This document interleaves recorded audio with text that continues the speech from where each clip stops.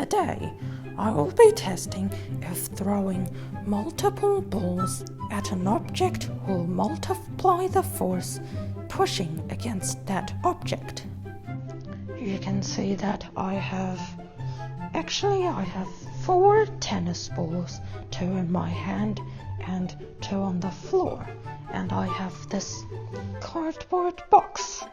I will be testing if throwing more than one ball at the cardboard box would move it more than only throwing one ball. Okay, so you can see that I have put a bit of tape on the floor, and this is where I will put the cardboard box before it is hit by the balls. This is also where I would be measuring from to measure how far the cardboard box moved. So this is how I'm going to do this. I will first throw only one ball at the cardboard box and measure how much the cardboard box traveled. Next, I am going to throw 2 balls at the cardboard box at the same time, and I think it may be difficult to throw 2 balls at the box at the exact same time, but I will try my best, and if they don't, if one ball hits the cardboard box a lot earlier than the other, I would try that again. Then I would do the same thing with 3 balls and then 4 balls. Okay, so now I am going to throw 1 ball at the cardboard box and then measure how far the box traveled.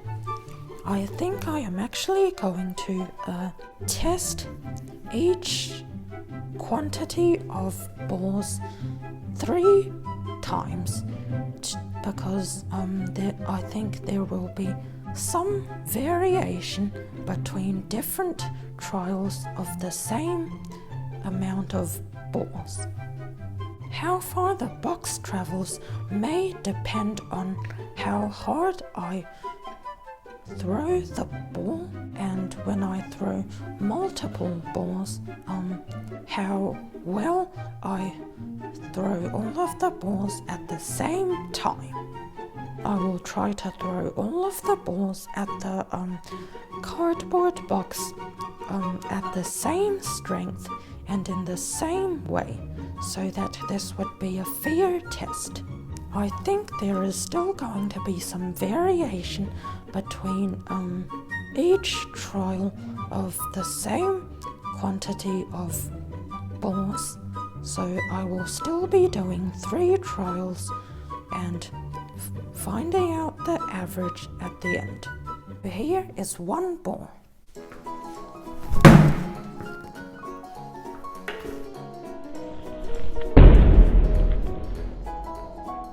Okay, so that moved the cardboard box a little bit, but I think I will only be recording each quantity of balls 1 time in 1 trial, so to save time. So it turns out that the box moved 79 millimeters. What I have done here is, because the box is at an angle now, I have measured how far it has moved from the middle of it. Okay, so now you can see that I have done 3 tests of throwing 1 ball at the cardboard box, and you can see that there is a slight variation between each test. So this means that I will need to find the average. So now I am going to do the same thing with 2 balls, 3 balls and 4 balls. So here are 2 balls.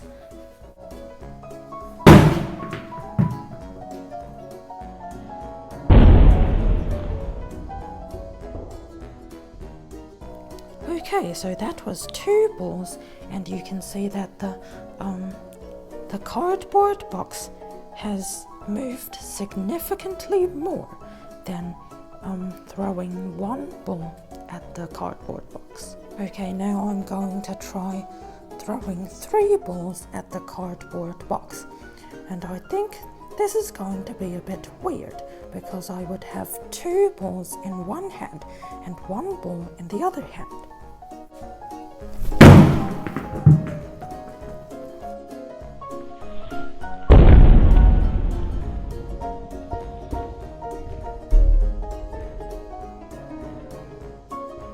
Okay, now it is finally time to throw 4 balls at the cardboard box at the same time.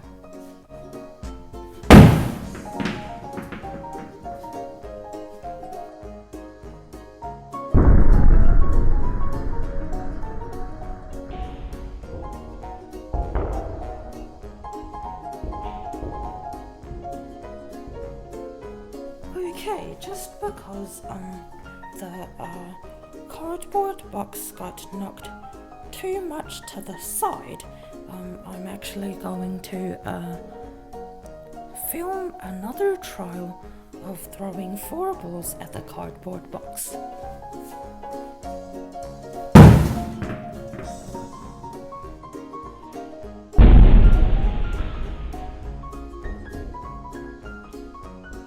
Okay, so here are the results.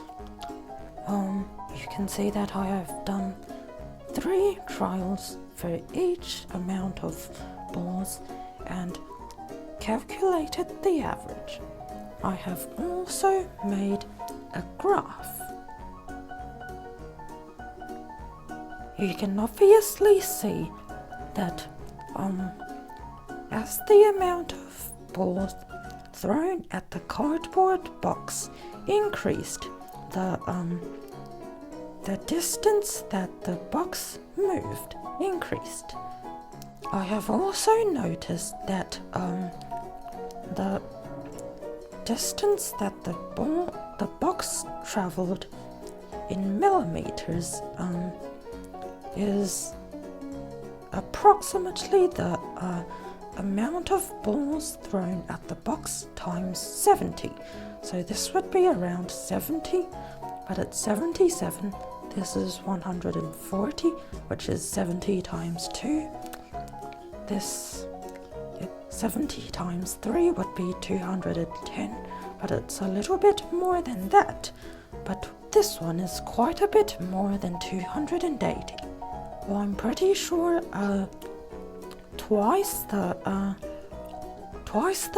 number of balls is about twice as much force and twice the distance traveled by the box. But with this one, it's quite a bit higher than around 280.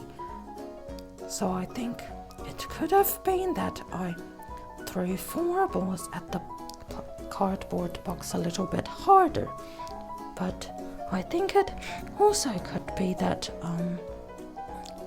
because an object takes more force to start moving than to move at a constant speed, the rest of the force was just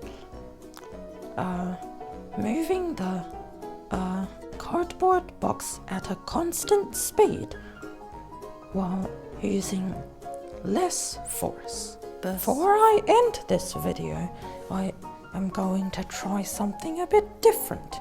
This time I have placed 2 dumbbells, each weighing about 2 kilograms, with a total of 4 kilograms in the box. I think 4 kilograms is about 9 or 10 pounds. So this would make it harder to move the box, and what I am trying to test here is if we could throw multiple balls at the cardboard box to make it move. If throwing one ball at the cardboard box will not move it at all. First, let's just see if throwing one ball at the cardboard box with dumbbells in it would make it move.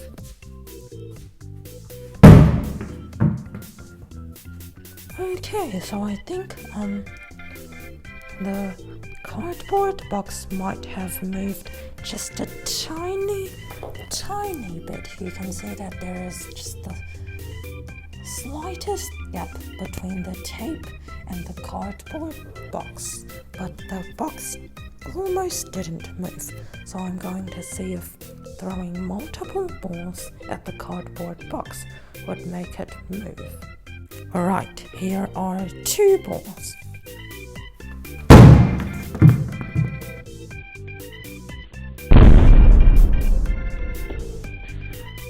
Okay, so that's a little bit more than only 1 ball, but I'm going to go straight to 4 balls this time to save time, and I will also not measure the distance that the box moved, also to save time. At least we would still be able to see roughly how much the box moved.